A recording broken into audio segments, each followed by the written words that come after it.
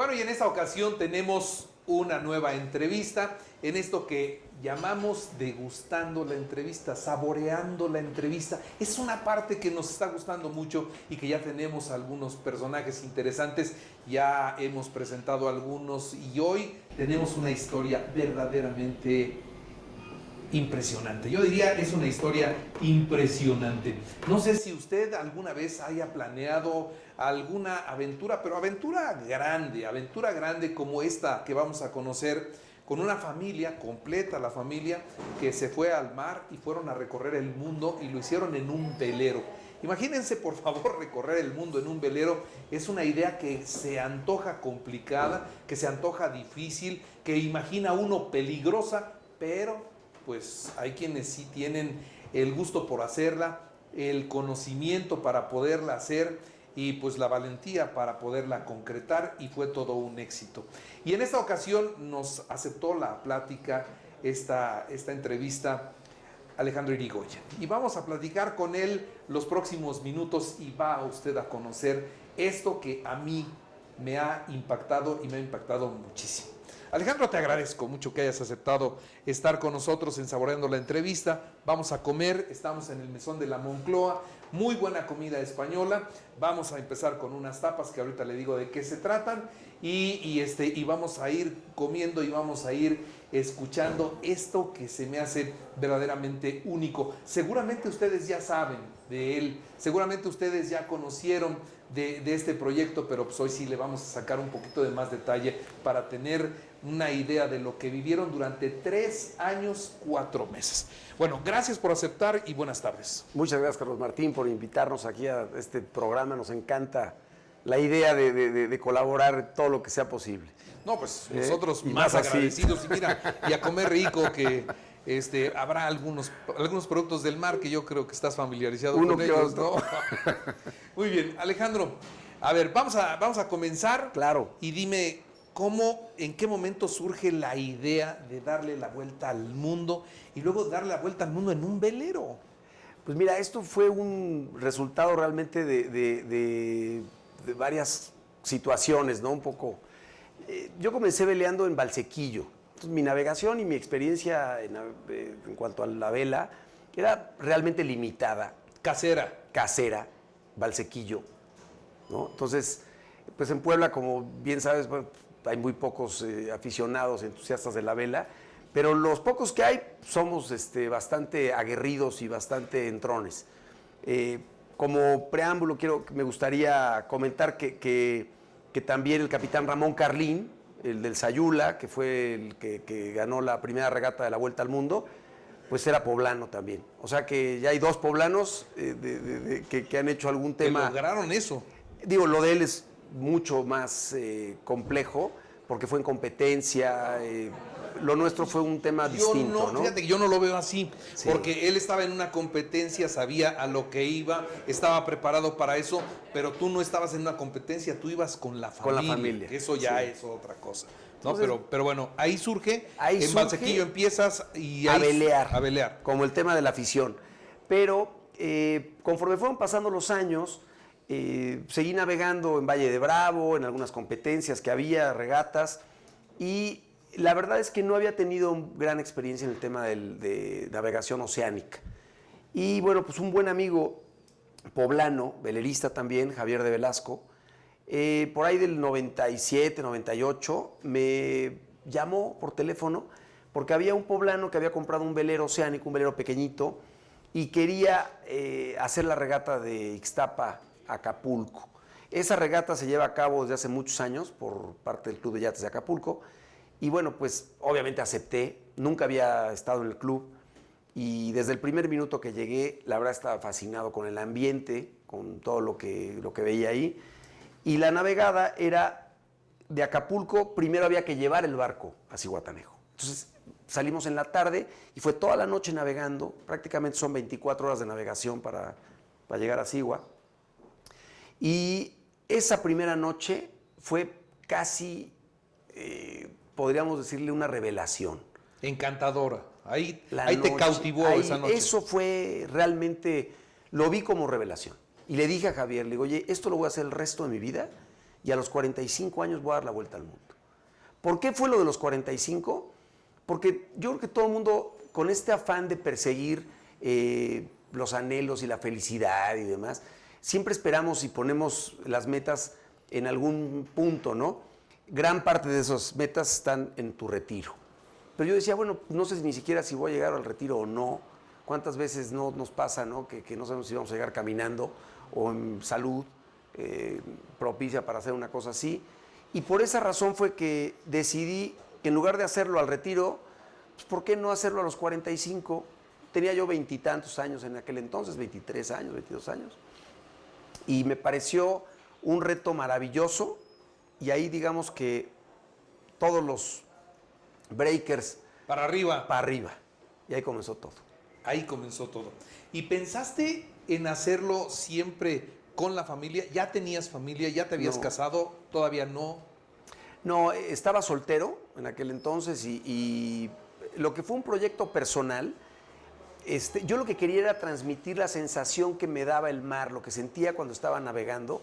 Consideré que era algo realmente, pues, que merecía la pena ser compartido con tu gente cercana y demás, ¿no? Entonces, al poco tiempo, a los 5 o 6 años de haberme planteado esta posibilidad, conocí a Berna, mi esposa, y desde el día 1 le dije, yo tengo este proyecto, y ella me dijo, oye, yo le entro. Y ahí ya lo que era un proyecto personal se convirtió en un proyecto de pareja, luego vinieron los hijos. ¿Pero qué te dijo? O sea, me imagino que le estás diciendo si quieres ser tu novia, pero al mismo tiempo le estás diciendo que sí, pero traes un proyecto y parte de ese proyecto es importante dentro de lo Claro. de ese sí que venía. Venía un sí acompañado de... Pues yo creo honestamente que lo hizo un poco, bueno, o mucho sin tener realmente conocimiento de a lo que estaba aventando, pero de alguna manera yo le platiqué cuáles eran mis inquietudes, qué quería hacer, cómo me veía yo en unos años, y obviamente, bueno, pues también es importante que tengas una pareja en un proyecto de esta magnitud, ¿no? Igual y si me dice, oye, ¿sabes qué? Le tengo pavor al agua y yo no me meto ni de milagro y a mí eso no me interesa, lo hubiera entendido también y posiblemente hubiera continuado con mi soltería y... O sea, no te hubieras... Si no acepta ella ese recorrido contigo, ¿no hubiera seguido esa relación? Pues ahí se lo planteé o sea, seriamente. ¿Tan importante era para ti ese viaje? Era razón de vida, cambié todo. Mi negocio, todo lo que... Yo trabajaba como empleado, me independicé buscando precisamente eso. O sea, realmente creo que cuando tienes una misión, cuando tienes un proyecto de vida, las cosas se empiezan a dar de manera, casi milagrosa. Gracias. ¿No? O sea, empiezan a suceder, cada acontecimiento te lleva, te acerca más a tu meta. Pero bueno, entonces te dijo que sí y ahora sí ya era plan de boda, plan de vida, plan de viaje. Sí, bueno, la relación duró casi 2 años de noviazgo. En esos 2 años incluso le invité a participar conmigo en la empresa, que trabajara conmigo. Siempre he sido partidario del tema de trabajar en equipo. La tripulación para mí es siempre básica. No creo en el éxito individual como logro máximo. Yo creo que el éxito debe ser en forma colectiva. Ahora, si mantuviste tu idea de los 45 años, es el tiempo de dar la vuelta. Zarpé a los 45 años. O sea, habría que planear todo, pero pues se casaron y entonces empezaron a llegar los hijos. Sin perder de vista el objetivo, pues empezaron a llegar los hijos. ¿Eso no sentías que te complicaba o al contrario, te fortalecía la idea de verlos nacer? Planeamos el tema de los niños, incluso con el tercero, pues ya le cerramos la llave al tema de seguir con más, porque precisamente ya iba a ser un tanto más imprudente aún. Si ya nos llevamos uno de 4, ahora imagínate que te salgo que son 4 y que me llevo uno de 2, ¿no? Provecho, vamos viendo. Gracias. ¿Con cuál quieres comenzar? Hay de bacalao, hay de jamón serrano y hay una de huevito de codorniz. A ver qué tal están estas tapas. Se come muy bien aquí, Hay comida española muy, muy, muy rica y siempre se las vamos a recomendar, el Mesón de la Moncloa. De recién casado con tu esposa, empezaron a hacer esas primeras travesías y a ella le gustó. Sí, desde novios le gustó muchísimo el tema del mar. Yo creo que no dimensionaba lo que le estaba proponiendo, esa es la realidad, ¿no? Digo que sí porque por entusiasta y por... Porque más bien estaba diciendo que sí a la a relación, seguir, ¿no? Exacto. Entonces, después de unos años, encontré un barco ya mucho más moderno, un barco 2005, 2006, ¿no? Más grande, de 47 pies. ¿En metros? En metros, 47 pies eran como 14 metros. O sea, ya un metro en un barco es porque es a lo ancho, a lo alto, es para todos lados, ¿no? O sea, era mucho más grande y sobre todo moderno. Ese barco lo tuvimos por 6 o 7 años y lo usamos, pero no era el barco para dar la vuelta al mundo. Entonces, había que buscar otro. Había que buscar otro. Y ¿Y curiosamente... el tercero fue el definitivo? El cuarto barco. Estaba el Tatey, luego fue el Nigromante, luego fue el Seven Seas y el último fue el bueno. El bueno, que le pusiste el nombre de Aldivi. Aldivi. Que Aldivi son las iniciales. Las primeras 2 letras de los nombres de mis de hijos. tus- Alexa, Diego y Vital. Aldivi. Aldivi. Así se llamó. Así se Así. Ese barco dijiste, este es el bueno y con este sí nos vamos. ¿Qué modelo? 2002, pero era un barco muy especial. Es un barco que me encontré de regreso precisamente navegando el Sayula, el barco del poblano que te decía, del capitán Ramón Carlín. Sí. Lo traíamos de regreso del Caribe. Entonces paramos en un puerto en Chiapas que se llama Puerto Madero, una frontera ahí ya con Nicaragua y México, Honduras. Ahí está mero la frontera. Hay una marina pequeñita que se llama Puerto Madero y vi el barco afuera del agua.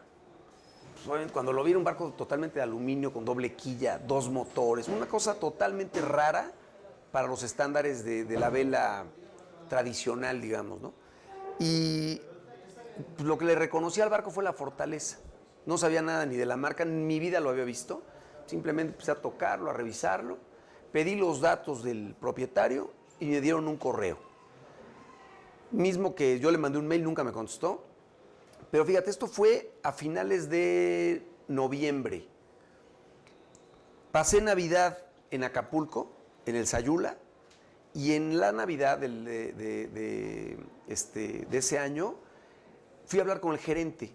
Y lo primero que le dije a Berna fue, tenemos que vender nuestro velero, porque tengo la sensación de que si no cierro esa puerta no se van a abrir otras puertas. Entonces, tenemos que hacernos a la idea, porque en el momento en que tienes un punto de apoyo, siempre te recargas. Entonces tienes el velero, pues ya como que lo vas... Cuando ya no tienes para dónde, entonces te enfocas en buscar. ¿Y lo vendiste? Lo vendí en un día. O sea, de que lo decidí, al día siguiente me preguntó un amigo, oye, ¿y cómo va tu plan de la vuelta al mundo? Y le dije que seguía en pie, pero que pues, tenía que vender el barco. Dijo, yo te lo compro. Entonces, mi parte del barco, que era un porcentaje lo tenía en sociedad, se la vendí a este amigo. Y pues, en ese momento me quedé sin barco y comenzaron a suceder las cosas maravillosas. Lo primero fue que hablé con el gerente del club y él había sido gerente del club de Chiapas. Entonces conocía muy bien a su contraparte. Normalmente en los clubes no te proporcionan los teléfonos de los dueños, claro, y eso, pero te dan la forma de contactarlos, pero no el celular. Entonces lo que hice fue pedirle a mi amigo de Acapulco que le pidiera a su contraparte en Chiapas el teléfono. Cuando hablamos, nos llevamos la sorpresa que el hombre que llevaba 2 años que no había ido a ver el barco, había llegado una semana antes y el barco estaba en el agua. Entonces fueron al muelle por él y me lo contactaron. Y platiqué con él y dije, oye, pues me encantaría ver si te gustaría vender el barco, quiero comprarlo. Me dijo, pues sí, posiblemente sí. Y ahí le pregunté si tenía tripulación, si iba a navegar con alguien. Me dijo, no, voy solo. Y le dije que si me permitía acompañarlo porque quería conocer el barco y así podríamos hablar durante el trayecto. La idea era salir de Puerto Madero, de Chiapas, y llegar a Acapulco, y él se iba hacia Nayarit. Entonces, bueno, nos echamos 5 o 6 días de navegación en enero. O sea, estamos hablando que yo lo dejé en noviembre, lo vi en noviembre, diciembre tomo la decisión y lo contacto. El 5 de enero estoy en Chiapas, arriba del velero. ¿Se lo pediste a los Reyes Magos? Se lo pedí a los Reyes Magos. Y el día 6 de enero el velero estaba en el Club de Yates de Acapulco y ya no salió de ahí. Ya se quedó contigo. Yo había tenido una información ¿Pero fue previa. vino? Buenísimo. Qué bueno. ¿Qué vino es? Luego te digo quién lo hace. Qué rico está. ¿Lo conoces? Me encantó. ¿Ah, sí? Sí, es el de García Aspe, ¿no? Ah, de Beto. De Beto García Aspe. Qué bien. Le mandamos un saludo. A ver si algún día hacemos una entrevista con Al él. buen Beto. ¿No? Salud. Salud. Por este inicio de la Gracias. aventura. Que, híjole, ya vamos tarde. Pues bueno, llegando a Acapulco, obviamente yo con él ya no quería hablar de nada y pasé la noche en el otro velero, en el que tenía yo antes, que ya no era mío. Me metí a dormir nada más y al día siguiente en la mañana en el restaurante aparece el alemán y me dice, oye, ayer en la noche me pusiste un espejo frente a mí y no me gustó lo que vi. Tienes razón, no voy a poder navegar. ¿Sigue tu oferta sobre la mesa para la compra del barco? Dije, por supuesto que sí. Ahí cerré el trato con él y de la nada ya tenía el barco. Es más, pasó una cosa muy curiosa. La primera semana que estuvo el barco en Acapulco, no tuve el valor de hablar ni con mi papá ni con el capitán Vital, porque se me hacía un nudo en la garganta de la emoción de que ya teníamos el barco para hacerla. O sea, no, era como... O sea, esa compra a ti te... No, a ver, yo no lo podía creer. No lo podía creer. Ya tengo el barco. Ahora viene de a de veras. Y te voy a decir algo que... ¿Cuántos años tenías? 44. Ya se acercaba. O sea, ya era. Un año. Cuando llegué a esa recta final, mi principal enemigo, ¿sabes qué fue? Yo. Todo lo que había supuestamente procesado y trabajado y que ya lo tenía muy bien esquematizado, no lo puedes creer que cuando se acerca la fecha empiezan los temores interiores.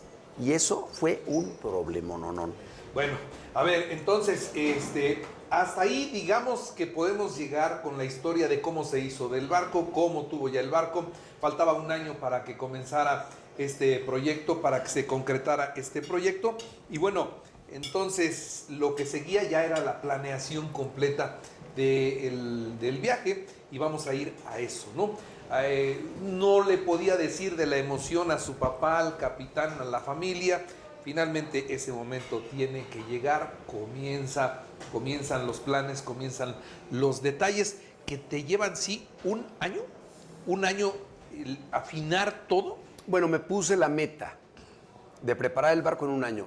Lo revisé intensamente y el barco ya tenía 3 vueltas al mundo. Lo habían dejado 2 años fuera del agua nada más.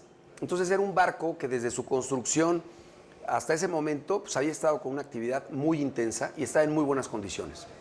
Entonces, pues lo primero fue analizar qué le hacía falta y enfocarme en resolver esos detalles para poder zarpar al año siguiente, ¿no? Y ahí fue. Ahí comenzó todo este proceso. Ok, ahora, ¿qué planearon? ¿Cómo planearon? Ahorita te lo cambian. Gracias. ¿Cómo planearon ya con tu esposa, con tus hijos? ¿Qué edades tenían?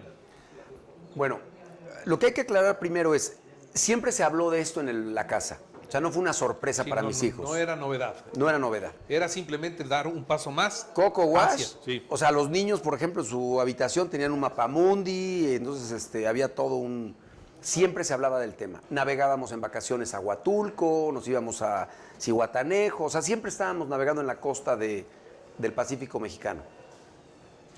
Posteriormente, bueno, pues lo que se hizo fue, ya tenemos el barco, hay que tomar medidas. Y teníamos varias cosas además. Estábamos construyendo casa. Cuando llego con el barco estábamos a punto de terminarla. Nos cambiamos de casa, ya teníamos nuestra casa.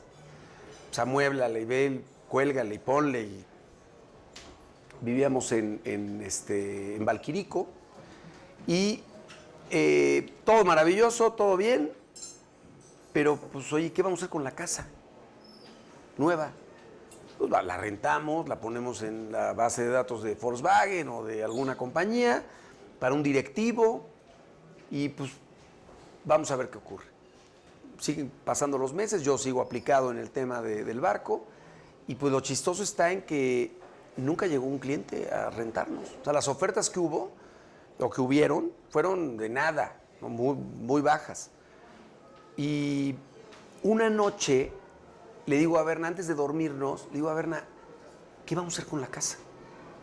Le digo, oye, si alguien nos la llegara a comprar, ¿la venderías? Y me dice, ¿tú? Le digo, yo sí. ¿De verdad? ¿Sí? ¿Así todo? Sí. Dijo, no, pues yo también. Una semana después, llegó Apareció un el tipo cliente y me dijo, estoy enamorado de tu casa, te la compro. Entonces, a ver, Berna, ¿con muebles o sin muebles? No, pues dame los dos precios, ¿no? O sea, ponle precio a tus cosas y pues va, apretón de manos y cerramos el trato. Y en ese momento, a nada de salir, ¿qué hacemos con nuestras cosas? La mudanza y nuestros, todo, muebles, todo. ¿Qué haces? Pues a deshacernos de cosas. O sea, habían comprado, habían construido y ahora había que deshacerse de todo. Todo. Porque te ibas, primero, sí tienes que estar en plena conciencia de que una vez que te vas, posiblemente no vas a encontrar a muchos de los que te despides. Familia, Sí. amigos, hermanos, todo. Número uno. Número dos, te estás jugando todo en una mano. Todo. No hay marcha atrás, no hay vuelta de hoja, no hay, ya me arrepentí. Y así, pues es cuando sientes realmente y todo el mundo diciéndote que estás loco, que estás mal.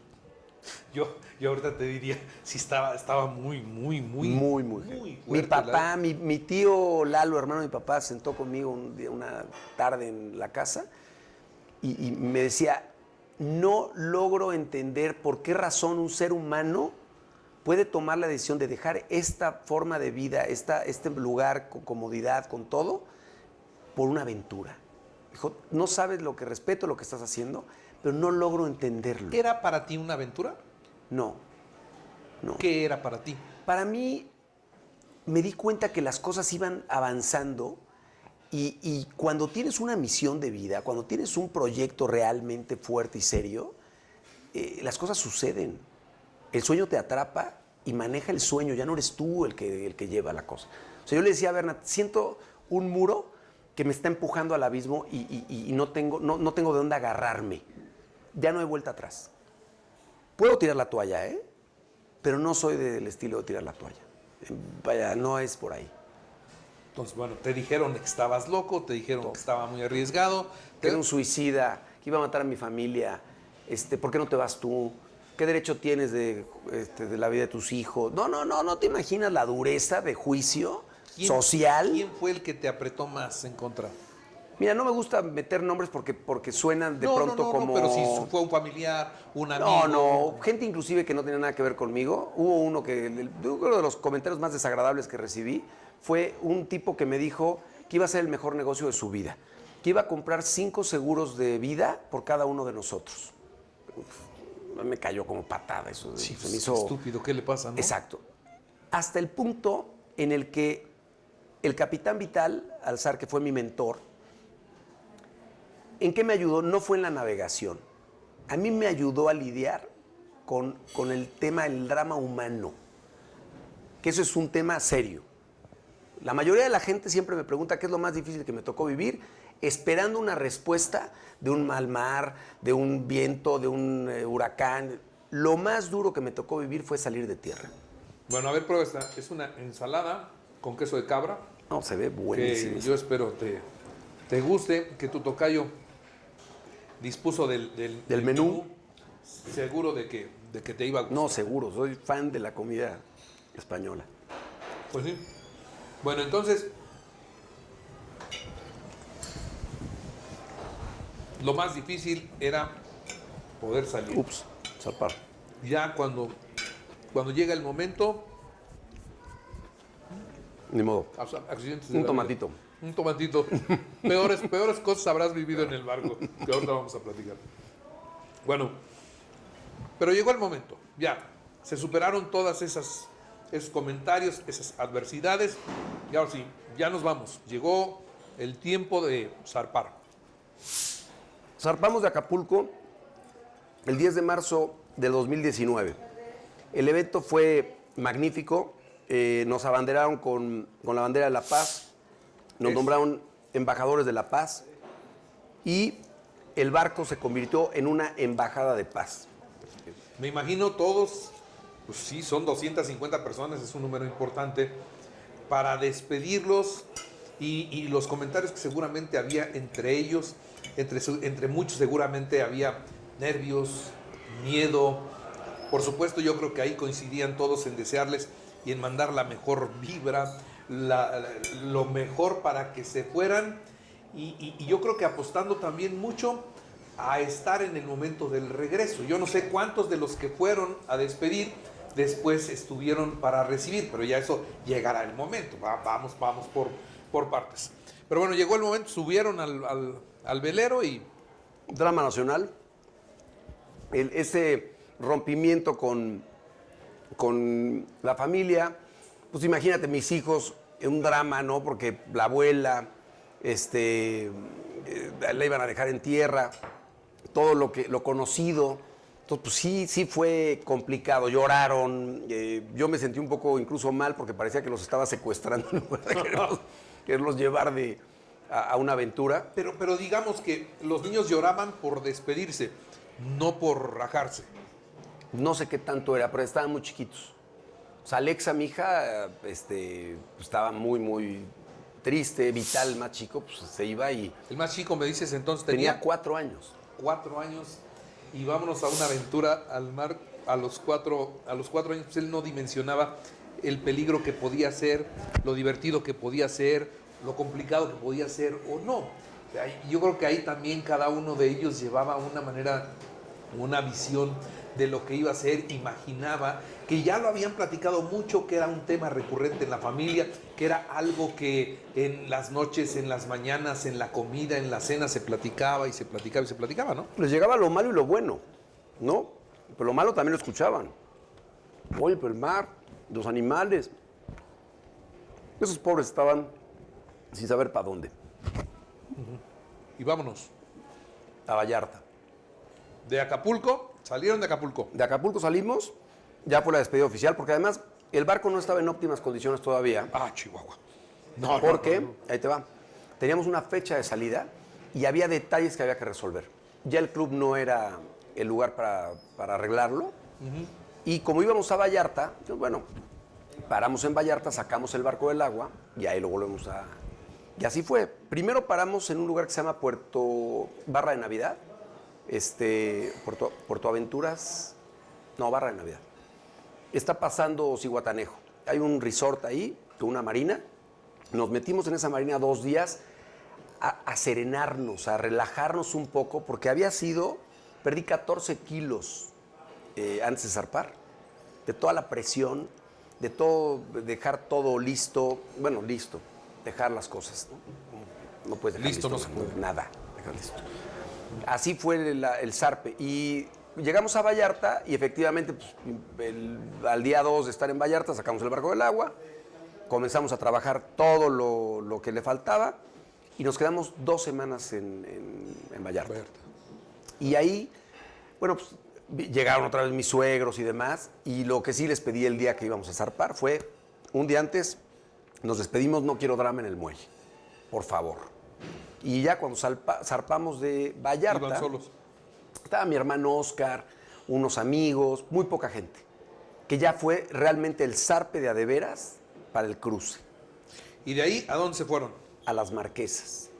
Después de 21 días de navegación, uno de los momentos más emocionantes que hemos tenido en toda la aventura fue el que antes de ver tierra olimos la tierra. Fue algo mágico. ¿Llevabas cuántos días en el mar? 21 días, 20 días. 20 días y llegó el olor a la tierra. A tierra. No la veías. No la ves. Pero ya olía a tierra. ¿Sabes? Pero huele a tierra, a monte. A monte, estás en la selva. sea, humedad, tierra, animales, hueles a zorrillo, a abono, a todo, a campo. Ese momento fue de, ¿a qué huele? ¿Lo percibías tú o lo percibían todos? Empecé yo, tengo un tema con el olfato, como podrás ver, esta pequeña nariz que me cargo. Entonces fue un tema de que yo les dije, ¿ya olieron? ¿A qué huele Vital? Y decía, al rancho. Me decía, al rancho. Pues sí, olía a rancho, tal cual. Y ya al día siguiente, en la madrugada, ya vimos la silueta de la isla. Y llegamos a la isla y bueno, los niños corrieron en el muelle en cuanto se bajaron por horas, estuvieron corriendo como locos y fue una sensación realmente muy, muy especial, muy especial. Fue la primera llegada a La primera. Después de 25 días de estar Navegando el Pacífico y el punto más distante que íbamos a tener en todo el trayecto. O sea, ¿era el trayecto más largo que iban a tener entre punto y punto? Sí, exacto. Eso fue un cambio de decisión porque yo me iba a ir hacia a Galápagos y cuando vi que íbamos a estar tanto tiempo pegados a la costa, dije, híjole, hay mucho chance para que se bajen. Mejor me aviento el primer tiro de un jalón y pues esto fue lo peor, que la navegación más larga. Y funcionó de maravilla porque se adaptaron. ¿Cómo fueron esos primeros días? ¿Cómo era? Y te lo digo en el mejor de los sentidos. Si, digo, la vida de todos nosotros, de ustedes que nos están viendo, de todos nosotros, es así. Vamos, tenemos nuestra casa, tenemos nuestra familia, convivimos con ellos, pero luego nos vamos a trabajar, la señora a lo mejor también se va a trabajar, los hijos se van a la escuela, hacen su vida, regresan, se encuentran, comen y luego otra vez se van y en la noche duermen, pero es una convivencia que no es permanente, ¿no? Yo les digo a ustedes que nos están viendo, imagínese que se tiene que quedar usted con su esposa de día y de noche, todo el tiempo en un espacio que era el barco, que es un barco de 18 metros. 18 ¿no? metros, sí. 18 metros, que si bien es grande, y es pensar en un barco de 18 metros, en un barco grande, bueno, pero en 18 metros había que convivir la esposa, el esposo y los hijos, ¿no? Y los hijos. Ese primer tramo, ¿cómo fue la convivencia? ¿Sí lograron tener armonía o tuvieron ya ahí las primeras fricciones, si es que hubo fricciones? No, mira, sí hubo tensión. Sobre todo, yo venía en un modo de cubrir millas y de que hubiera seguridad en la casa, o sea, en el barco, que todo se diera de manera correcta. Entonces esa presión, de alguna manera, ejercía algo en el entorno, ¿no? Y sí notaba, por ejemplo, los niños estaban emocionadísimos. Entonces, todo ese exceso de emoción de ellos, conmigo, que yo hacía las guardias y que venías cansado y sin poder, ¿cómo se llama?, realmente conciliar un sueño completo de una noche, pues era difícil. Hasta que un día le dije a Berna, ¿sabes qué? No veo ni un barco, ni a la redonda, ni un avión, ni nada. Me voy a dormir toda la noche, porque no estoy aguantando. Voy a poner las alarmas al máximo y no vamos a hacer guardia. Pues vamos a... Pues va. Y a dormir. Eso ayudó mucho que descansáramos. ¿Y cómo iba el velero? Piloto automático. Los vientos llevábamos varios días de vientos constantes que no cambiaban, no ajustabas ni una vela, ni el timón. El barco iba perfecto. Sabes cuánto tiempo te falta para llegar al siguiente punto, que es el Ecuador. Entonces, vamos a dormir. Y dormimos y descansamos y a la mañana siguiente. Y si algo pasa, si pierde el piloto automático el rumbo, suena. Si hay un barco, ya le puse una alerta, que a 5 millas, cualquier barco que se aproxime, suena. O sea, no te iba a pasar lo del Titanic, no se iban a encontrar un iceberg, iceberg y iban a chocar, no, te iba a avisar la alarma. Te avisa. Ajá. No, y además pues, estás en una zona, en un cruce adecuado, estás en los trópicos, no hay frío. O sea, son cosas que... O sea, vas poniendo todas tus variables y cuando te das cuenta que es absurdo, porque además, si hay algo a lo que le voy a pegar, despierto, dormido o como esté. Entonces, y el barco es un barco que es muy resistente, que aguanta un impacto, alguna cosa así. Dije, bueno, pues, vamos a ver qué pasa. Y nos echamos la bendición y a dormir.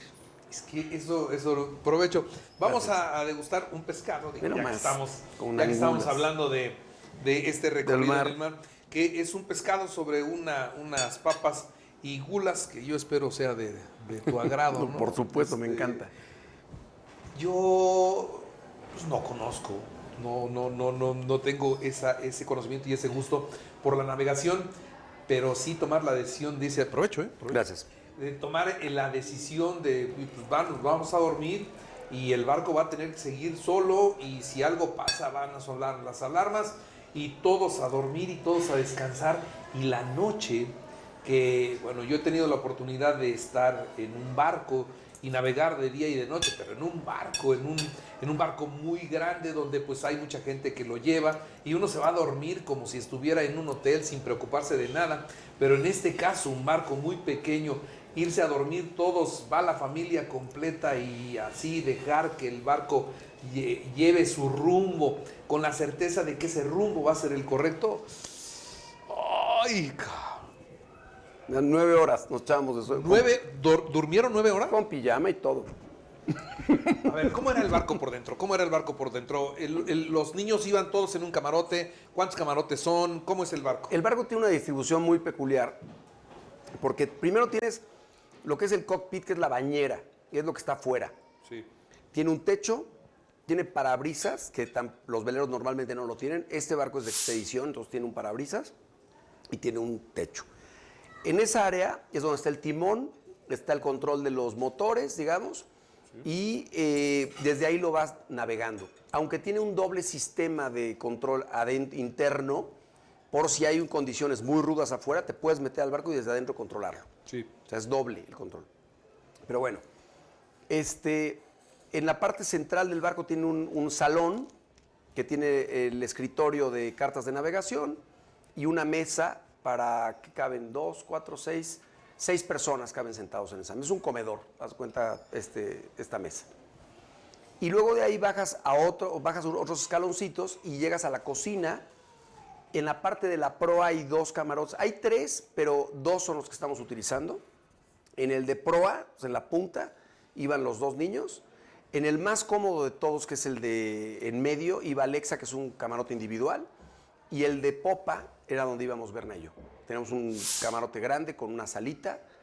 Y está muy bien vestibulado el barco porque no es de estos barcos que sales y ya está el área social, sino tienes como muy bien vestibulado todo.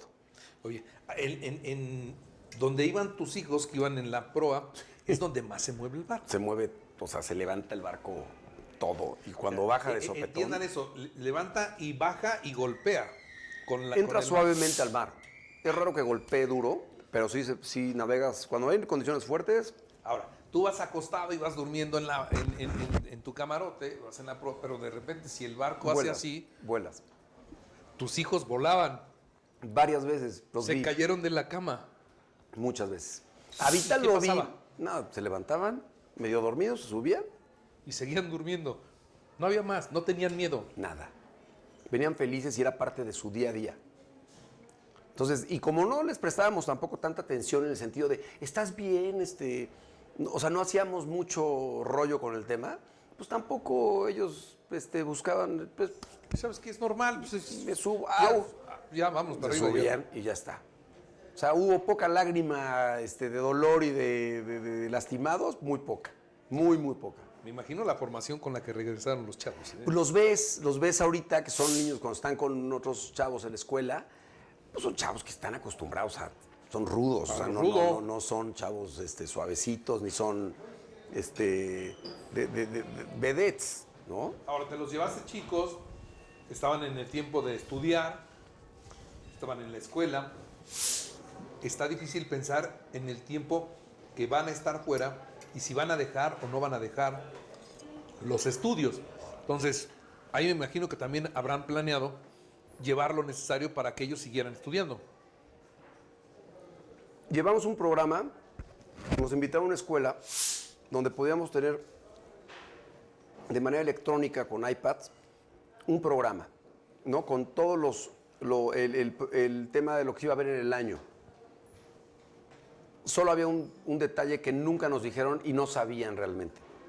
Cuando cambiábamos de país, todo el programa que estaba en un iPad requería de una licencia, y la licencia era de México. Entonces estabas en otro lugar, ya no jalaba. No funcionó. Entonces cuando pasó eso, Berna se preocupó mucho, pero a final de cuentas le dijo, oye, yo creo que le estamos dando demasiado peso a una situación que es mucho más enriquecedora que negativa. Le digo, ¿qué se pretende en un aula? Traer el conocimiento universal. ¿Qué pasa si sales a conocerlo? Es un trabajo de campo, ¿no? Entonces yo considero que lo que les va a pasar a ellos... La historia, la geografía, la vives. La vives. O sea, he sido un fanático de la historia, leo mucho, y lo que me ha llevado a estas aventuras es dimensionar los lugares donde ocurrieron las cosas. Esa es la raíz de todo.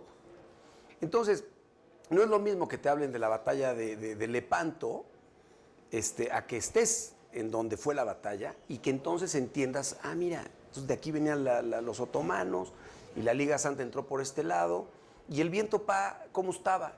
Entró un viento porque dicen que los favoreció una popa, pues era muy claro. Ese lugar a donde habían entrado los que iban favorecidos eran la Liga Santa. Y cuando entran a esa zona, pues venían con potencia. Se iban teniendo contacto con la historia. Todo el tiempo. Todo el tiempo. Y llegábamos a un lugar, y entonces lo que hacíamos con Alexa o con Diego es, me tienen que investigar qué acontecimientos importantes hubo aquí, qué temas hay de geografía, qué temas hay de anécdotas curiosos en el lugar. Y entonces se ponían a investigar y ellos me platicaban, oye, ¿tú sabías que aquí en Crotone vivió Pitágoras? ¿Y quién era Pitágoras? No, pues fíjate que era un filósofo que venía de Egipto y tal. Bueno, pues vamos a investigar entonces qué hizo Pitágoras. Y ahí empezaba entonces la escuela pitagórica y íbamos a los lugares y qué fue lo que hizo y qué era lo que proponía. Y Lo qué que era cambió lo que la decía. educación así, porque finalmente no estudiaban y memorizaban para un examen como muchos estudiantes lo hicimos en su momento, sino que aquí iban teniendo contacto con la historia, la vivían de otra manera y entonces no memorizaron nada.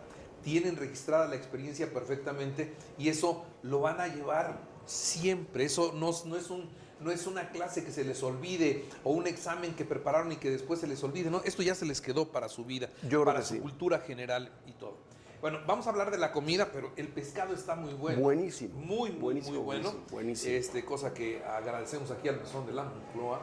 Tu tocayo Alejandro, que ya luego me cuentas porque dices que son amigos desde hace... No, lo conozco de toda la vida del Parque España, hombre. Parque España. Pero bueno, entonces estamos comiendo y estamos comiendo muy rico aquí en el Mesón de la Moncloa, pero vamos a hablar ahora de la comida, ¿no? Y la comida, ¿cómo era? La comida a bordo del barco. La señora también preparaba la comida o cómo era, llevaban latas, comían puras latas o cómo era la situación de la comida. Bueno, al llevar ya varios años navegando en el Pacífico mexicano y esto, Sí. promedio, pues cada año por lo menos estábamos 15 días arriba del barco y ya teníamos bastante pulido el tema de los menús y esas cosas, ¿no? Sí. Y ahí lo que se nos ocurrió hacer, en lugar de llevar cosas para preparar, desde 2 o 3 meses antes empezamos a cocinar en casa de mis suegros, en casa de mis papás y en mi casa. Hacíamos raciones de guisos normales y comunes y corrientes que teníamos en casa. Todo lo metíamos en bolsas de esas grandes de Ziploc para congelador, de las grandototas, y se congelaban. Fuimos llenando los congeladores de 3 casas, ¿no? Y eso luego nos lo llevamos en hieleras al velero. El velero tiene una hielera, un congelador muy grande. Lo retacamos de comida con charolas y teníamos anotado qué era. Y fuimos haciendo una especie de menús para ir consumiendo de lo que estaba arriba hacia lo de abajo. Eso fue lo más práctico que pudimos encontrar y funcionó de maravilla porque digamos que por lo menos la comida fuerte del día nada más se calentaba. Dime un día. Dime un día normal. Despertaban la primera comida, ¿a qué hora la hacían? Te despiertas, lo primero, café, porque estás muy, muy temprano. Son 6 de la mañana, sale el sol y abres el ojo. Entonces, el desayuno, pues empiezas primero con un café y una galleta, alguna cosa así, y entonces ya empiezas a cocinar, que lo hacía Oberna, la gran mayoría lo hizo Oberna, o también yo, de vez en cuando. Entonces, por ejemplo, preparas unos huevos o huevo revuelto o alguna cosa de ese tipo, y el desayuno era prácticamente como en casa, con la diferencia de que no puedes tener así tus cosas al mismo tiempo, porque el barco se va moviendo. Entonces, si quieres tomar agua o quieres tomar jugo, comes, terminas y luego bebes algo, a lo que quieras, leche, agua, jugo, lo que quieras. No puedes dejar tu vasito en la mesa como normalmente lo haces, porque una cabeceada del barco sale volando. Lo mismo el plato. Y entonces lo único que haces es adaptarte a esa diferente forma de no puedes tener la salsita y lo pones ya, preparas todo y te lo comes. Muchas veces vas deteniendo el plato, vas comiendo y terminas, lo llevas a la cocina, el plato ya sea que lo dejes en el fregadero o lo lavas y luego ya viene el jugo, el yogurt o lo que quieras comer. Ese es el desayuno. Primero, luego. Luego, bueno, pues sigues navegando. Hay vidas distintas, si estás en travesía o si estás anclado. Si estás anclado es mucho más cómodo, porque pues, el barco se mueve muy poco, ¿no? Pero en travesía, que es de lo que estamos ahorita comentando, pues luego viene una botana, ¿no? Como por ahí de las 12:30, una botana buena, que puedes poner carnes frías, quesos, verduras, Picadas. lo que quieras, ¿no? Unas papas, tomas una cerveza, y luego a media tarde viene una comida fuerte, como a las 3:30, 4 de la tarde, pasta, arroz, todo, o sea, algún guiso, pescado, ceviche, lo que quieras, bien. Y terminas por ahí de las 3:30, 4 y tienes una merienda no muy tarde, tipo 7, que pueden ser barritas energéticas, o puede ser una ensalada, o puede ser alguna cosa de un snack, pero realmente comes poco. Y a dormir. Y a dormir. O estás de guardia. ¿Pescaban? Sí pescábamos, pero también era un tema, porque al ir solos, cuando vas con las velas, si pica algo grande, tienes que meter las velas. ¿Quién las metía? Si yo vengo en la caña peleándome, pues no podía pelear ni Berna, ni un niño, ni... Entonces, los niños lanzaban la línea y cuando empezaban los jalones, pues yo brincaba la caña para sacar el pez y pues ahí veíamos cómo... Entonces era un poco complicado, tratábamos de pescar menos, digamos. Muy bien. Bueno, pues así era la comida, pescaban poco, cuando uno hubiera pensado, pues a lo mejor pues de eso van comiendo, ¿no? De lo que van pescando, unos peces chicos, unos más grandes, pero pues yo me hubiera imaginado que eso es de lo que se iban alimentando. Luego, cuando llegaban a tierra, bajaban y hacían las comidas abajo. Siempre comíamos en el barco, la gran mayoría. A veces, como el caso de Turquía, era mucho más económico comer en un lugar, una especie de fonda, que cocinar y que estar en el barco, lavar platos y todo. Entonces era muy barato. En esos casos comíamos afuera. Pero no puedes estar comiendo de restaurante todos los días, ni puedes estar... Es igual que el día a día de tu casa, ¿no? O sea, no comes diario afuera y no desayunas. Prácticamente es igual. Muy bien, ahora, háblame de los peligros, de los riesgos que había, que seguramente estaban calculados, ¿no? Nos puede pasar esto, nos puede pasar el otro, pero ¿qué de eso que en su momento pensaban que podía suceder, sucedió? Y si fue como lo imaginaban o fue peor. ¿Cuáles fueron esas experiencias? ¿Cuáles fueron esos momentos en donde a lo mejor sí te dio miedo? Mira, hubo muchos momentos. En tema de piratería, pues son como historias que te van a perseguir todo el tiempo si navegas, porque es lo que se escucha, ¿no? O sea, los piratas se me hacen de otra época, no del presente. No, bueno, pues ahorita nada más échate una ida en carretera por Arco Norte. Bueno, sí, ahí sí está complicado, pero en el mar también. Pues sigue habiendo, pero también lo que te vas dando cuenta primero, la probabilidad de que eso te toque es muchísimo menor de que te toque en tierra, un asalto. Entonces, vienes de un país en donde pues, la inseguridad también, sabes que en cualquier esquina te pueden pegar un susto, ¿no? Eso ayudó mucho porque sí hay muchísima gente aterrada en el tema de la navegada con los piratas, aterrados. O sea, no, el Mar Rojo no, ¿cómo? Los piratas, bueno.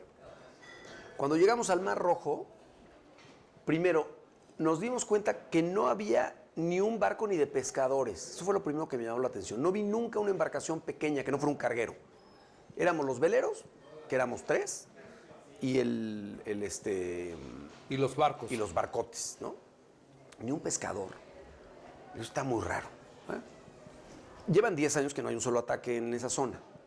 Cuando llegamos a Djibouti, que es el Cuerno de África, me acerqué con una de las personas de las autoridades, un cuate, un gestor de papeleo de ingreso y demás, y le pregunté, le digo, oye, no hay piratas. Me hace, le digo, ya los mataron a todos. Y me hace, sí. Llegaron los americanos, llegaron las fuerzas de la coalición y fumigaron con plomo, fue lo que me dijo. Habían fumigado con plomo. Incluso a los pescadores. Entonces no ves, o sea, es tierra de nadie. Y ahí es cuando entiendes qué está pasando. El miedo es un gran negocio. Las compañías aseguradoras no te aseguran, no te vale tu seguro si no subes a mercenarios, si no subes a gente armada a tu barco, exmilitares que te cobran, y son compañías que los contratas por medio del seguro. Entonces, pues imagínate cuántos barcos pasan todos los días. Me parece, si no me equivoco, que eran un promedio de 800 barcos diarios. Todos van con guardias armados. Con escoltas, pues. Todos. Esos. Los veleros no te da el presupuesto para pagar eso. Ni el presupuesto, y yo creo que tampoco Ni el será espacio. cómodo llevar desconocidos con tu familia, en este Bueno, caso, ¿no? Además, pues esos cuates entran al Mar Rojo y ellos sí saben que tormenta, lo que sea, van a motor y cruza un carguero y en cosa de 10 días salen del Mar Rojo. Nosotros no sabíamos eso. O sea, no podemos afirmar eso porque no tenemos ni el motor ni tenemos nada. Subir a una tripulación de militares para que te cuiden, pues igual los tienes ahí 1 mes o 2 meses a bordo porque no tardas muchísimo más que un carguero. ¿Qué velocidad es más o menos? 5 nudos, 6 nudos, que son 10 kilómetros por hora. Vas a velocidad bicicleta. En bici. Ahí vas, despacito, ahí vas. Entonces, pues es todo. Bueno, entonces no subieron ellos. Y ustedes se fueron solos. Se Sí. fueron solos y tenías miedo de que sí apareciera algo. A ver, siempre había la incertidumbre, ¿no? De qué va a pasar ¿Pero y demás. apareció o no apareció? Nunca. Nunca vimos ni un barco de pesca. De pesca ver, no. Nadie se acercó. Hubo un susto fuerte, pero las condiciones del mar me hicieron dudar que fue un ataque.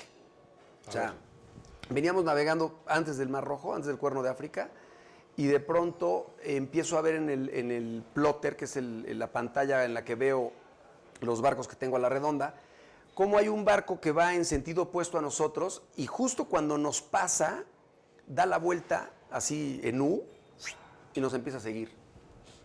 Nos siguió por 5 o 6 horas, estuvo atrás de nosotros alcanzándonos. Y cuando ya lo tuve O sea, a tú lo viste por instrumentos, no lo veías Nunca lo físicamente. vi físicamente hasta que no estuvo ya encima de nosotros prácticamente, que lo pude ver con los binoculares. Entonces ya empecé con mis hijos a hablar de protocolos de seguridad. Si abren fuego, se meten en tal lugar. Si tienen tema de abordaje, vamos a hacer esto. El viento está para acá, yo viraría hacia este lado, vamos a hacer esto. Entonces todos estamos tranquilos, no va a pasar nada. Y obviamente mis hijos, ¡pa! ¿Son piratas? Le digo, no lo sé. A este momento no lo sé. Yo creo que no. O sea, ok, ¿estamos bien? Sí, estamos bien. Y ahí veníamos, nosotros peleando. Tú tenías que proyectar seguridad con la familia, Todo pero el por tiempo. dentro No, venía, no puedo decir la pena. Cagado. venías Sí, acá. sí. No, y con Berna le dije, aguas, o sea, si viene esto serio, no tenemos para dónde hacernos y vamos a tener que tomar medidas serias. Y con los chavos, a ver bengalas, a ver esto, qué tienen que hacer, cuál va a ser la maniobra, cómo resolvemos una crisis a bordo. ¿Estamos todos tranquilos? Sí. Bueno, ¿Estaban armados ustedes? sí, yo sí viajé armado. Ok. Bueno, y Aparte- entonces se acercaron.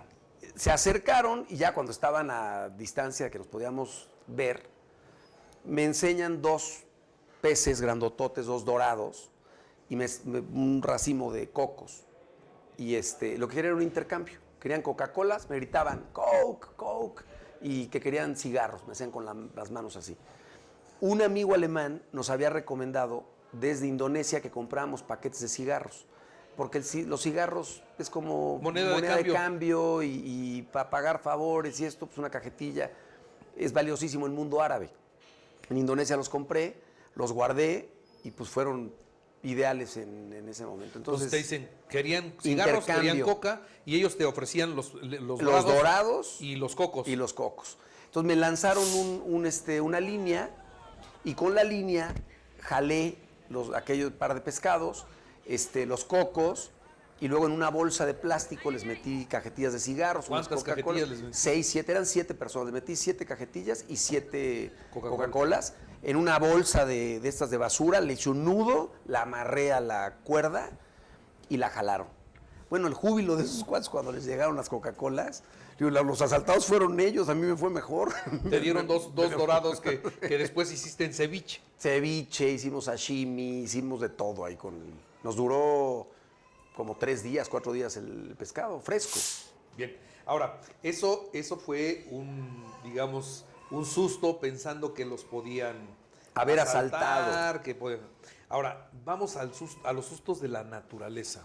Puta. ¿Qué se te apareció en el mar que dices, ay, cabrón, ahorita sí, quién sabe?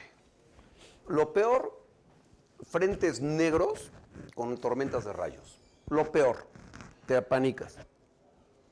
En medio de la noche, no me imagino una tormenta. Digo, si cuando De rayos. estamos acá en nuestra casa y sabemos que estamos bien protegidos, empieza a llover y empiezan los relámpagos y empieza el tronadero nos da miedo. Ahora imagínense solitos en medio del mar, en medio de la noche, y esto tronando a todo lo que da, con riesgo, me imagino que sí, ¿no? Altísimo. Primero, tienes un mástil de 19 metros, que es un pararrayos, que está alzando la manita de aquí Acá, estoy, acá, aquí acá. estoy. Eres lo más alto en el horizonte, por supuesto, y empiezas a ver, no es uno, son como telarañas, así, que bajan al mar, y el sonido es aterrorizante. O sea, de verdad, que dices, me puede pegar un rayo, seguro. Yo creo que tus hijos tenían miedo si te veían a ti con miedo. Si a ti te veían seguro, creo que esa seguridad era fácilmente contagiable en esos instantes. Y si tú no tenías miedo, y si tú no proyectabas miedo, si tú no tenías ningún problema, pues ellos la llevaban mucho más tranquila, porque seguramente no medían los riesgos, ¿no? A esa edad. Ellos no saben, me preguntaban. De repente, ellos eran los que empezaban a asustarse y cuando notaban que no había respuesta conmigo, entonces se serenaban. Por ejemplo, te toca una marejada o te toca un mar fuerte con ola grande y el barco da unos bandazos que se asustan o empiezan a romper las olas en la cubierta del barco y empieza a tener agua por el techo y por todos lados y lluvia y boom, empieza todo esto. Sí los veía como me buscaban. Pa, estamos bien, ¿verdad? Sí, estamos bien. Ok, seguían jugando. O sea, los que mejor manejaron eso fueron los niños, por mucho. Bueno, una noche de tormenta, una noche de relámpagos, mucho miedo, mucho riesgo. Pasaba la noche, amanecía el día, ya no pasó nada, todos contentos. Ahora, animales.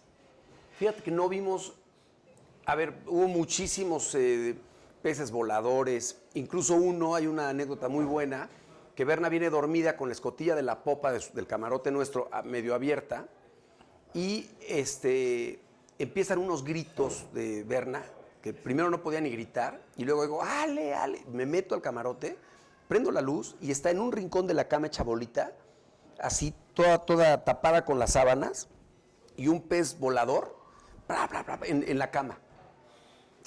Se metió por la escotilla, o sea, voló, pasó el guardamancebos y entró por la escotilla. De churro, o sea, latinó. O sea, obviamente lo que hice fue empujar la escotilla, lo agarré y lo aventé al mar de nuevo y ya. La cama quedó llena de escamas, porque el pez volador tiene escamas grandototas, parecían como uñas. Como uñas. Por todo y obviamente, bueno, pues ya. No, nos sorprendió que no vimos ballenas más que en la costa de Portugal, y pasamos por zonas de migración de ballenas como Tonga, como Fiji. No vimos ni una sola ballena. No sé qué tanto sea suerte y qué tanto es que le hemos pegado tan duro que ya no hay, ¿no? Delfines sí, al por mayor, tortugas al por mayor, mantarrayas, aves. Yo me hubiera imaginado. Y aparecieron unas ballenas del tamaño del barco o más grandes. Sí, eso sí nos pasó. Una vez nos pasó. Una ballena enorme en la costa de Portugal. La tuvimos siguiéndonos muy, muy cerca por más de una hora. Y se echaba 3 respiradas, así, y se hundía. 10 minutos. Y luego volvía a salir. Otra vez 3 y 10 se metía. Así estuvo haciéndolo por un buen rato. Si te pega, ¿qué pasa? Bueno, hay casos de esto. Cuando llegan a golpear es o porque el vallenato se acercó al barco y trata de interponerse entre el barco y su cría. Mientras tú no te metes con ellas, no te hacen nada. Pero en la costa de Portugal, desde hace un par de años, ha habido ataques de orca que muerden el timón o rompen el timón. Y esto nos alertaron desde antes de cruzar por ahí. Y se acercó la patrulla, la Guardia Costera Portuguesa, luego en el norte de España también, en Galicia, nos volvieron a decir aguas con las orcas.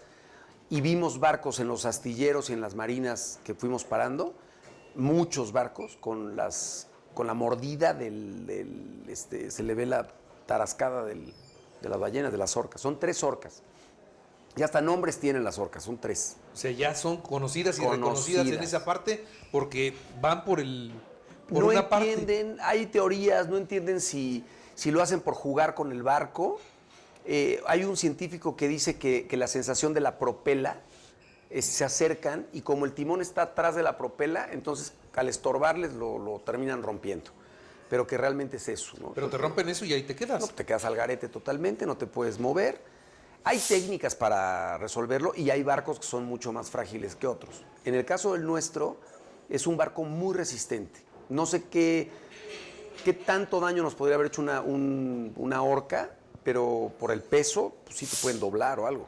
Ok, bueno, a ver, hagamos un recorrido imaginario rápido por los países. ¿Cómo fuiste?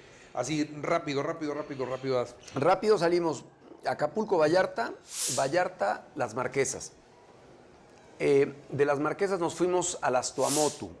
De Tuamotu a la Sociedad. De la Sociedad al Reino de Tonga, luego fuimos a Samoa, luego a Fiji, de Fiji a Vanuatu, Nueva Caledonia, Papúa Nueva Guinea, el Estrecho de Torres. De ahí llegamos a Indonesia, de Indonesia, pues, todo Indonesia, el Mar de Flores, la parte de Komodo y todo esto. Subimos hacia Indonesia, llegamos a Batam, de Batam nos fuimos a Singapur, de Singapur, Estrecho de Malaca, estuvimos en Malasia, Langkawi, Tailandia, de Tailandia llegamos a Phuket, en Phuket nos fuimos hacia Sri Lanka, la India, Maldivas, Djibouti, Eritrea, Sudán, Egipto, Ismailia, salimos por Alejandría y de ahí Mediterráneo, Turquía, Grecia, de Grecia, Italia, íbamos a ir hacia Albania y todo esto, pero por temas de COVID no te dejaban entrar a otro lado, entonces ya no, por eso no fuimos hacia Croacia y todo esto.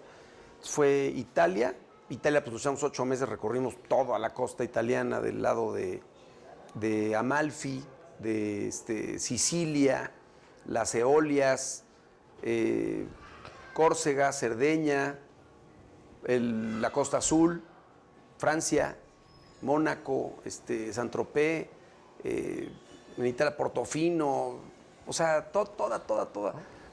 El primer punto que tocamos de España después de Francia fue Cadaqués, la vuelta completita, las Baleares, o sea, Mallorca, Menorca, Ibiza, Formentera, todas las Islas Baleares. Luego, Valencia, Cartagena, pues toda España, o sea, luego llegamos a Gibraltar, fuimos a Cádiz, de Cádiz nos metimos en Chipiona, Sanlúcar de Barrameda, Sevilla, otra vez el Guadalquivir de regreso, Huelva, Portimao, toda la costa portuguesa completa. Saliste de Acapulco y regresaste a Veracruz. Salimos de Valquirico y regresamos a Valquirico. De punto a punto. De ahí llegaron salimos a Valquirico. y llegamos a Valquirico. Ok, a ver, ¿cómo fue? Brevemente, porque ya nos extendimos mucho. ¿La pandemia te movió mucho el viaje? ¿Cuánto habías planeado el recorrido? ¿De cuánto tiempo era el recorrido en planes? El proyecto inicial eran 2 años y medio. 2 años y medio. Es el proyecto inicial. Y terminó siendo de 3 años, 3 años 4 y medio. meses. De 3 a 4 meses. ¿Por? La pandemia. La pandemia lo que nos provocó fue, nos generó fue que no podíamos bajarnos en los puertos. Entonces ya no había, o sea, el tiempo que íbamos a estar en el Mediterráneo realmente eran meses. Acabamos más de año y medio metidos en el Mediterráneo. Por la pandemia. Por la pandemia. No podías trasladarte, no podías hacer nada, no podías volar, no podías hacer nada. Ok. Entonces, y nos agarró en Egipto, sin poder bajar del barco. O sea, no es me voy a un aeropuerto y me regreso a México. No te puedes ¿Nunca bajar. pasó por tu mente eso? Nunca. O sea, ya acá dejamos el barco y vámonos en avión. Nunca, Nunca. nunca. Bueno, ¿cómo fue la llegada?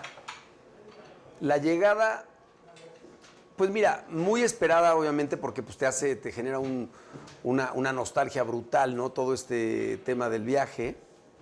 Pero sí empezó un de esos como no sabíamos realmente si queríamos llegar o no. Mis hijos de pronto ya nos querían bajar del barco. Alexa, que fue la más complicada para subirse y la que más me cuestionó, no se quería bajar. Yo a Alexa le propuse que dame un año.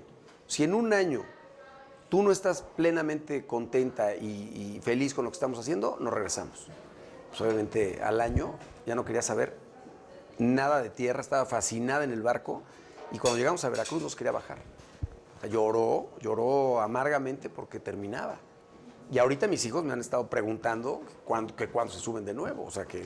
O sea, ellos están puestos para otro recorrido. Es que cuando pruebas la libertad a ese nivel, te das cuenta que eso que te dicen del libre albedrío y todo esto es pura ficción. O sea, estás en una caja de 4x4 en la que tus decisiones tienen que ser tomadas dentro de esos 4x4. Si es algo diferente, te dicen que estás loco. Entonces, sí, lo que vivieron y lo que vivimos, tu preocupación es por tu entorno inmediato, es por tu bienestar nada más. No tienes compromiso con nadie, no tienes que quedar bien con nadie. O sea, eres tú, es tu familia. Entonces sí te da una sensación de libertad que no tienes en ningún lugar. Cuando sienten que ya se están acercando a México, cuando sienten que ya va a llegar ese momento y qué esperan. Pues mira, cuando cruzamos el Atlántico fue el cruce más rudo que tuvimos. Nos tocaron unas condiciones muy duras, muy duras de cruce. Yo llegué agotado. Fueron 18 días que no dormí, que no descansé, que tuve que estar alerta. Veníamos con 2 invitados y realmente fue muy duro, muy duro. Entonces yo sí llegué con una especie como de una crisis de que quería tranquilidad y relax tantito pasamos como una semana en lo que nos volvimos a adaptar y de ahí pues ya nos cayó pues el 20 que ya habíamos cruzado el charco, ¿no? Y viene el Caribe. Y la sensación de llegar a Cozumel fue, o sea, literal como la canción de Luis Miguel, bueno, no de Luis Miguel, pero que la canta él, la de México en la piel. O sea, la emoción brutal de los olores, de los sabores, de la comida, de todo. Cozumel fue, además, una recepción increíble de parte de las autoridades, de parte del puerto. Pues estaba llegando a su puerto la primera familia mexicana que estaba haciendo un proyecto. Ese fue el primer punto que tocaste de México. De México, Cozumel. Que por ahí entró Hernán Cortés, platicándoles la historia a mis hijos. Les van a contar en la escuela una cosa que no es verdad. Les voy a decir qué pasó. Así como estamos llegando, llegó, así fue. Y Hernán Cortés no vino de España, venía de Cuba. Y venía de... ¿Cómo? Sí. Estuvo ahí, hacía esto, y estuvo en la Española, en República Dominicana, y luego estuvo en Cuba. Y de ahí lo mandan, y les platico toda la película de eso. Y nos toca la ceremonia esta, la festividad de El Cedral, que es pues el festejo del año de la zona. Y como veníamos de Sevilla, que nos platican todas las tradiciones, que si la flor, que si el vestido de las mujeres y todo lo que se ponen, y nos damos cuenta que en la fiesta del Cedral es exactamente igual, totalmente tropicalizado a México, pero pues con ese afán que tenemos de separarnos de lo que vino de España y esto, pues te das cuenta que es imposible, que lo traemos... Llegamos al grado de que pedimos disculpas, que se disculpe. Bueno, ya a esas locuras llegamos. Pero bueno, Cozumel, y de Cozumel. Cozumel, Puerto Aventuras, Cancún, Isla Mujeres, Contoy. El lugar donde más vida vimos en toda la vuelta al mundo, Contoy. México. Por mucho. No tenemos que irnos a ningún lado. La riqueza del país no la percibimos. No la tiene nadie. Ningún país tiene. Y ya la lo riqueza. viste. Ya lo Físicamente vi. ya lo viste. Sí. Ninguno como México. Ninguno. De ahí. De Contoy, Holbox, Progreso, toda la costa, o sea, Sisal, Celestún, Isla de Jaina, que está ahí en la costa de Campeche, y de Campeche ya nos cruzamos hacia las plataformas para no meternos hacia la parte ¿cómo se llama? Se me fue el nombre. Tuxtla Gutiérrez y toda esta parte ya nos metimos por ahí y nos fuimos por las plataformas, que tuvimos hasta nuestro jalón de orejas, porque pues hice caso omiso de todo lo que decían las cartas y me metí en medio de las plataformas a navegar. Están muy separadas, pero pues sí hubo una plataforma a la que le pasamos muy cerca, con toda la intención de que chavos vean aquí, o sea, vamos a pasar cerquita, y pues estaba la torre con la flama y hasta el calor se sentía, y nos llamaron la atención por radio. Que se alejaran de ahí. Pues que no podíamos estar ahí porque si teníamos un accidente o algo, pues estábamos en zona totalmente restringida. También se dieron cuenta que pues ibas pasando y que te seguías como tren. Entonces, nada más fue... Y de ahí a Veracruz. De ahí llegamos, bueno, primero llegamos a Rocapartida. De Rocapartida nos fuimos a Antón Lizardo. Y de Antón Lizardo, Sacrificios. Y ahí nos esperamos, llegamos un día antes con toda la intención para entrar a las 12 del día a ¿Quiénes los esperaban? Pues toda la familia, amigos, llegaron también... Muchos de los que los despidieron. Muchísimos, sí. La gran mayoría. Increíble. Y yo, gente de Veracruz, Goyo Chedraui, que es el dueño de la marina, y del negocio que tienen ahí de barcos. ¿Te emocionó esa llegada? Fue un poco de estos sabores dulce y amargo, porque pues había grandes ausentes. Mi papá había muerto en el trayecto con zarpamos, mi hermano Roberto. Entonces sí fue un poco duro saber que llegábamos a nuestro país y pues que ya había dos grandes ausentes. Lo que tú me comentabas hace unos momentos, está bueno a la leche. A ver. Lo que tú me contabas, ¿no? Que tenían el miedo de que se iban a ir y que en ese tiempo pues iba a haber pérdidas, iba a haber cosas. ¿Y fue tu hermano? Mi hermano papá, Roberto, de 56 años, sí. Mi papá. Fue mi vecino un tiempo. Fue mi vecino un tiempo. Tu papá. Y con mi papá, bueno, a ver, yo me despedí de mis papás sabiendo que por la edad podía pues era lo más probable, ¿no? Que no. Ok, Bueno, ahora, llegaron, fiesta. COVID. 20 infectados de COVID en la bienvenida. Ustedes no. También. ¿A todos? ¿A los No había cinco? dado nada. ¿A los 5 A les dio? todos. Pero muy leve. Bienvenidos a México. Bienvenidos así fue. Ahora, así breve, muy breve, porque ya te robé mucho tiempo. No, yo no tengo problema. La vida hoy en tierra, la vida hoy en tu casa, ¿bien? Muy bien, pero no te puedo decir que ¿Qué mejor? mejor. Extrañamos muchísimo el mar. Ok, O sea, nos jala. ok, entonces jala. Entonces van a regresar, seguramente en algún momento van a regresar. Pero me imagino que después de esta aventura, pues ya te estarán surgiendo ideas. Ya tengo nuevos proyectos. Desde Italia ya estaba con el, Ya estabas. con el próximo proyecto. A ver, me acabas de decir, México ha sido lo mejor. ¿Tienes planeado hacer algunos recorridos cortos en México? Sí. En donde vayas con tu familia, con tus amigos o que lo vuelvas un negocio, porque puede ser un negocio. Por supuesto. Es parte de... Vamos a hacer una combinación de entre familia, invitados, amigos y negocio. Entonces, Estoy anotado. por supuesto, entre amigos. O sea, no es negocio. ¿Cuál sería el recorrido ideal? Mira, ahorita quiero hacer la ruta del chocolate. El barco ahorita está en Veracruz. En Veracruz. Me lo voy a llevar a finales de octubre a Progreso a pintar el fondo. Y creo que por logística de los tiempos de las gentes que puedan acompañarnos, no conviene navegar desde Veracruz a Cizal y de Cizal a Cuba, por ejemplo.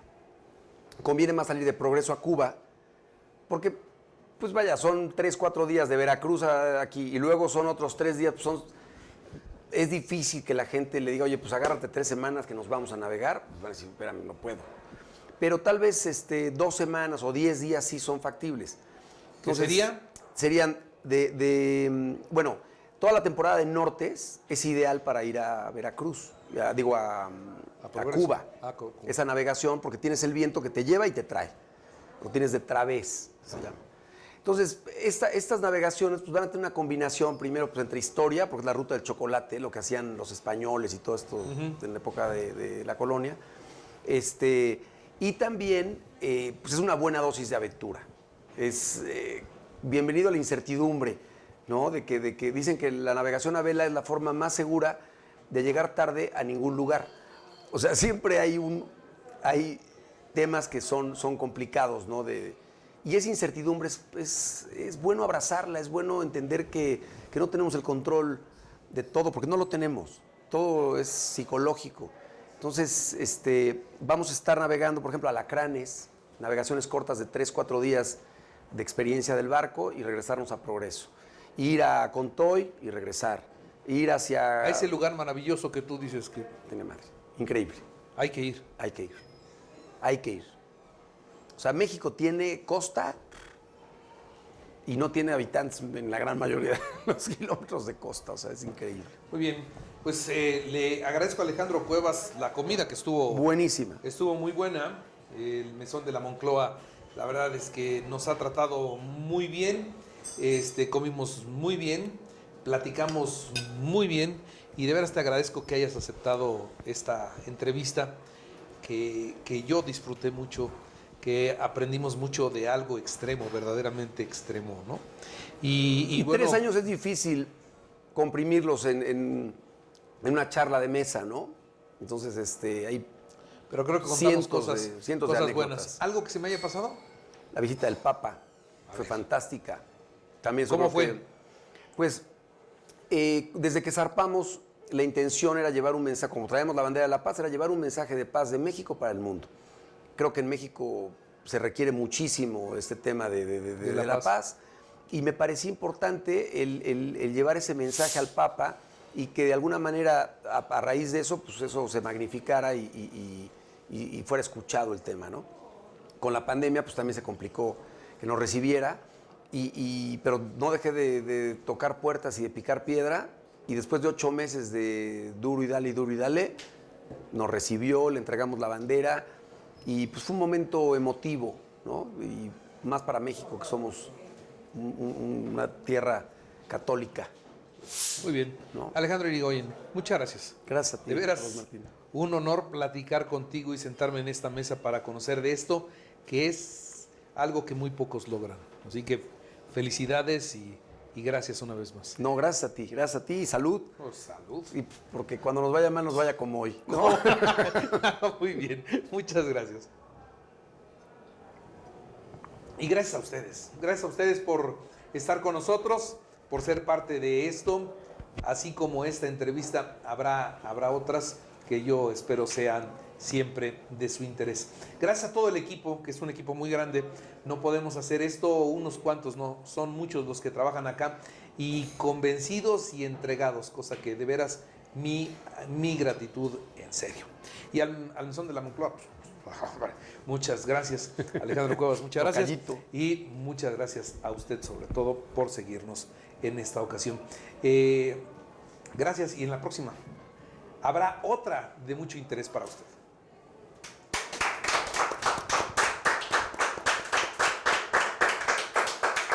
Gracias. Estuvo buena, ¿eh?